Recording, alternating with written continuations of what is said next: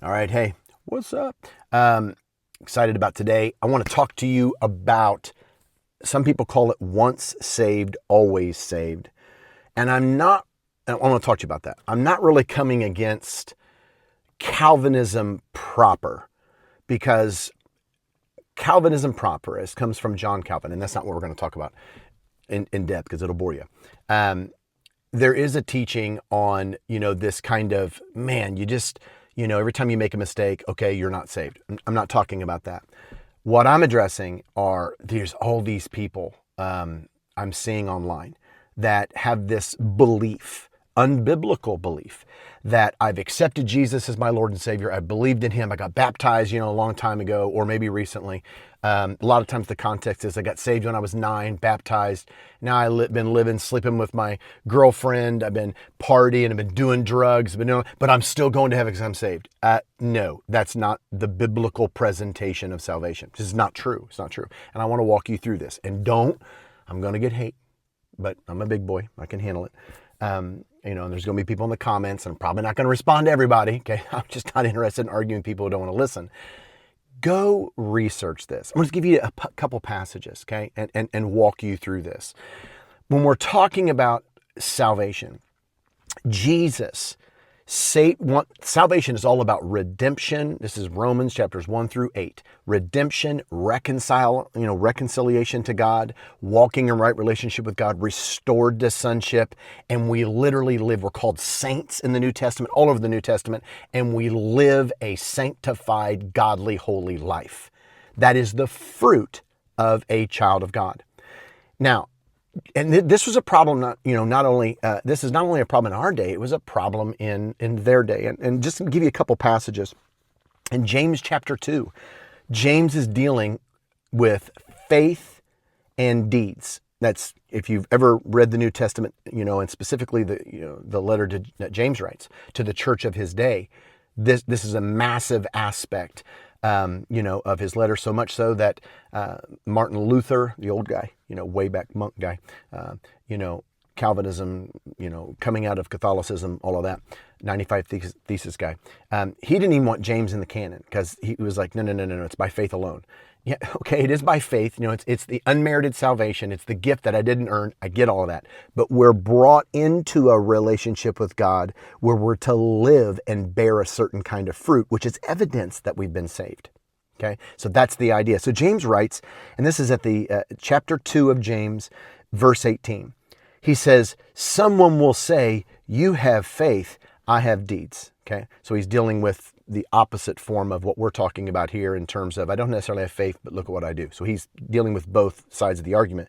But he says, show me your faith without deeds, and I will show you my faith by what I do. You believe that there's one God. Good. Even the demons believe that. So you're going to meet people who say, well, I believe. Good.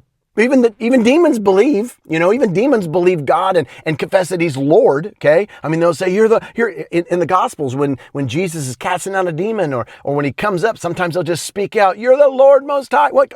So, but that doesn't make him saved. Okay. That's what James is addressing here. And again, this was a problem in the early church. Jesus addresses this in a Sermon on the Mount, and this is a big one. This is huge. Sermon on the Mount stuff. Manifesto of his kingdom.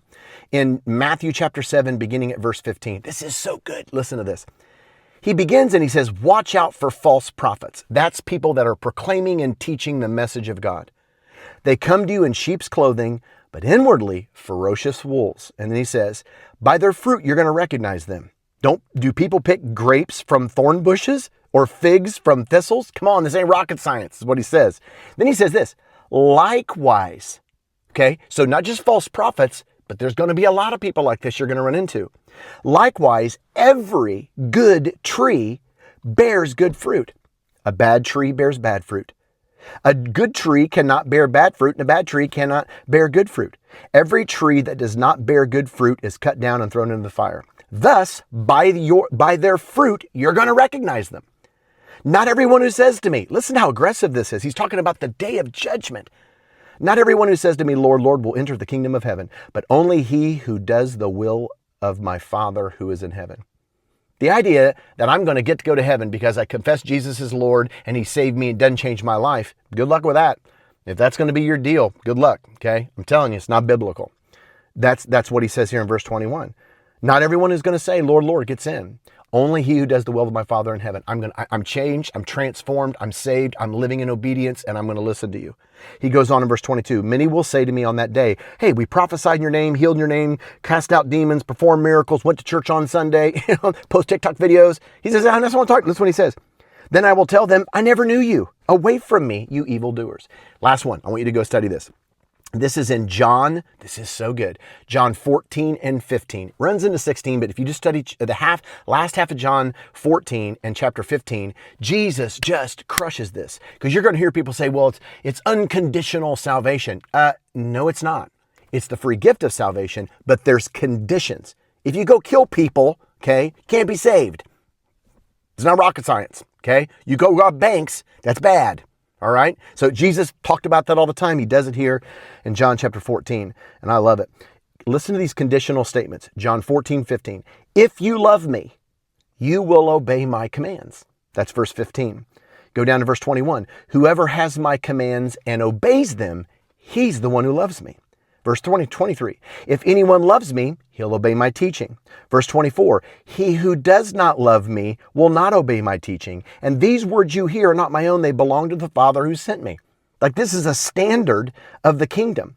And then he goes on this, not a rant, but he goes on this whole charge and listen to all the if statements. In verse 5, he says, I'm the vine, you're the branch. If a man remains in me and I in him, he's going to bear fruit. Verse 6, if anyone does not remain in me, he won't. Verse 7, if you remain in my words, and he gives information. Listen to all the ifs. Verse 10, if you obey my commands. Verse 14, you're my friends if you do what I command. Verse 18, if the world hates you, it's going to hate you. It hated me. If you belong to the world, if they are persecuted. Verse 20. Verse 20 also, if they obeyed my teachings. Verse 22, if I had not spoken to them. Verse 24, if I had not done among them. And he just goes on and on and on. It's all these ifs. It's all these conditions. Here's the deal. He loves you. There's grace. He's going to pull on you. You know, you're going to have to run like mad to get away from him. But if you just go to church one time, kind of like do this little sacrament kind of a thing, and, you know, okay, I believe and all that, and call yourself a Christian, you need to read the Word. And there's a lot of crap out there on TikTok and social media that just says otherwise. Don't get suckered in on that. Okay. So the idea of this once saved, always saved, I did something a long time ago, live however I want to, bogus. Read the Bible. Okay. Hope that helps. JeremiahBullock.com, my website. We got books on there. We got connection to our YouTube video where we break down a lot of stuff and study it. I travel around the country, post my schedule online. You can show up.